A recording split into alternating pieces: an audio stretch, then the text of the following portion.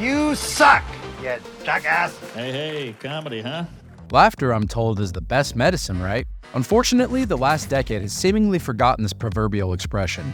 We're living in a weird time in history. At one point in time, not long ago, you could throw a rock and hit a comedy between the eyes. They were ubiquitous. Now we see shows censoring and pulling episodes that few deem offensive.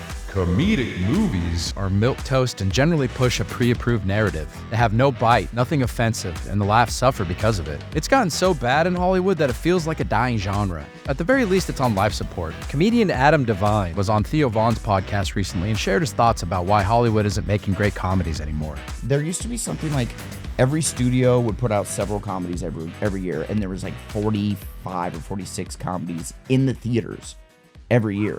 So about every week or every other week or so, there's a new comedy in the theaters, and then now last year there was like 6 or 7. That's crazy. It's crazy. And people need, and the crazy thing is it feels like people need comedy more than ever. Yeah, I feel like they want it. I feel. And see, this is what I agree with here. There's a certain feeling in the air from people I interact with daily who want comedy. They yearn for it. A lot of everyday people are dealing with a lot these days. If you've paid any attention to the affairs in the world, it's a lot to deal with aside from the internal struggles and mental health issues so many are plagued with. And putting on a nice little comedy's always been a nice way to escape reality and laugh at something ridiculous for the next hour and a half. With this video, let's review the history of comedy and ponder the current state of comedy films. It's not like they weren't making studios stupid amounts of money. Something else is happening, so let's dive deeply into how it rose to the top and just basically disappeared overnight.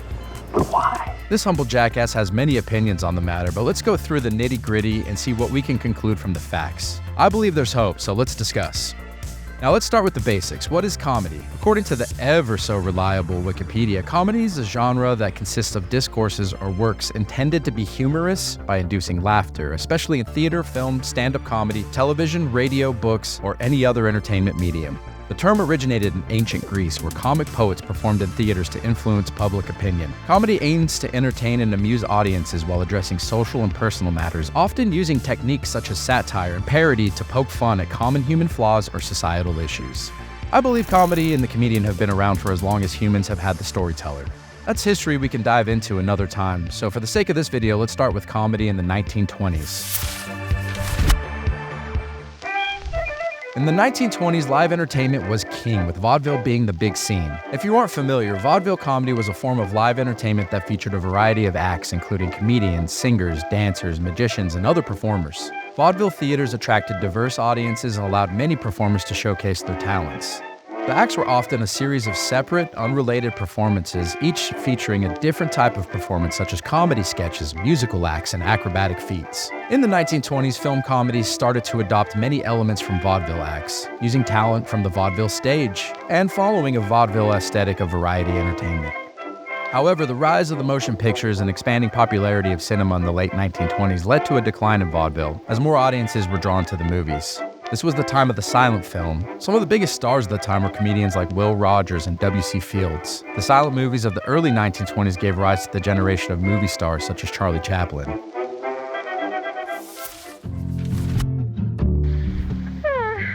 You mind if I try? You? Don't make me laugh. With the advent of sound in movies, comedic dialogue rose in prominence. The 30s saw the boom of comedy in films. They flourished as the harsh realities of the Great Depression settled in. People escaped to the movies to see the comedic brilliance in a duo like Laurel and Hardy, and witty wordsmen like the Marx Brothers. Some argue that the Marx Brothers brought about slapstick humor, with Duck Soup potentially being their crowning achievement. Bringing Up Baby ushered in the rise of Cary Grant and Katharine Hepburn, showcasing their talent in comedy. The Three Stooges also burst onto the scene with their over-the-top physical slapstick humor. To this day, they still get chuckles out of me. We also saw the 1930s give rise to the screwball comedy, often featuring a battle of the sexes that featured witty dialogue and humorous situations that challenged traditional gender roles. Comedy was alive, well, and thriving. This period is an interesting one in the history of comedy. The Hays Code was implemented during the rise of comedy in the 30s. The Hays Code, also known as the Motion Picture Production Code, is a set of guidelines for the film industry enforced from the 1930s to the 1960s. It prohibited the depiction of specific topics such as sex, drugs, and profanity, which as a result limited the creative freedom of filmmakers. Notoriously, the code also prohibited comedies that belittled or ridiculed the law or law enforcement officials. With the rise of stand-up comedy in the 1950s and 60s, the Hays Code was technically set to focus on the film industry, but it indirectly affected stand-up comedy in the 50s and 60s due to the climate it created. It essentially was a set of guidelines for self-censorship. During this period, the fear of communism hit its peak in the 50s. This is notoriously known as McCarthyism. The fear of communism during the 1950s led to the blacklisting of many comedians and writers accused of being communist sympathizers. This led to a direct decline in political satire and other forms of comedy that challenged the status quo. Comedians like Mort Sahl and television journalists like Edward R. Murrow were among the few who dared to stand up against Senator Joseph McCarthy. The 50s and 60s also ushered in the rise of the television program, leading to a decline in the popularity of movie theaters. The comedy film took a backseat to studio-produced dramas and other genres that couldn't be replicated. Comedians like Lenny Bruce faced numerous arrests in the 1950s and 60s due to the alleged obscene content of their nightclub routines. Bruce's legal struggles brought more First Amendment protection to comedy and inspired other comedians to challenge social morals and boundaries. The Lenny Bruce saga is fascinating, so let me know if you want to see a video going through that ordeal. All these censorship issues significantly impacted the comedy landscape during the 1950s and 1960s, limiting comedians' creative expression and stifling the genre's development.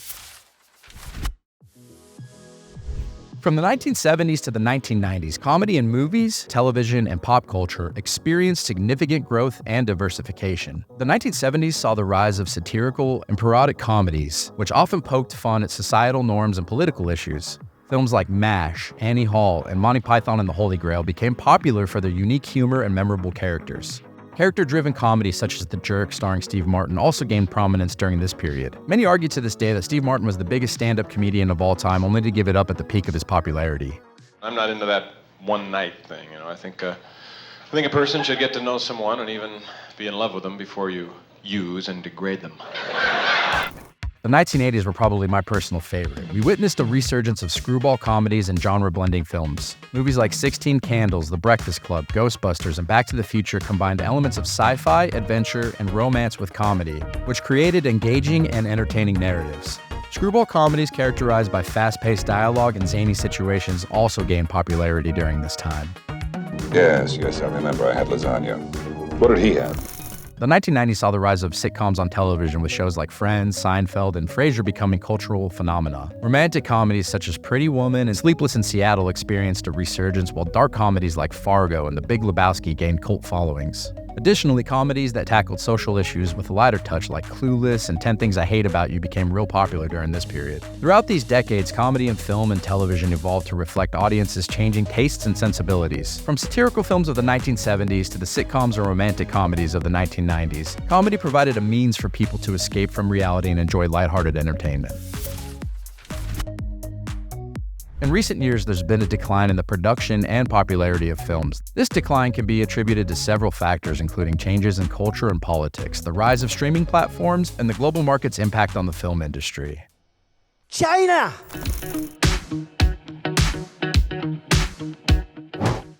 Society's perception of what is funny and acceptable has changed. Issues such as gender norms and political correctness have significantly impacted the field of comedy, leading to a decline in comedy films. Essentially, no one has a sense of humor anymore.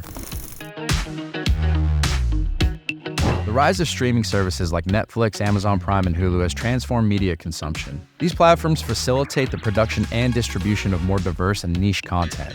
Often, they favor other genres over traditional comedy films. Comedy films often struggle to perform well overseas, which makes them less appealing to studios and producers who prioritize international box office success. Essentially, making money domestically doesn't mean anything anymore. Social media platforms have become a popular outlet for comedians to showcase their work. This has led to a shift in comedy landscape and a decline in traditional comedy films. I believe there's a stringent fear amongst executives that genuinely fear backlash from a particular sect of the population. Cancel culture is a dominant force in today's society, and it can come from seemingly anyone or any company. Movie studios in Hollywood only care about one thing: making a profit. As much as they may virtue signal and black out their social media profile pictures, they only care about making money.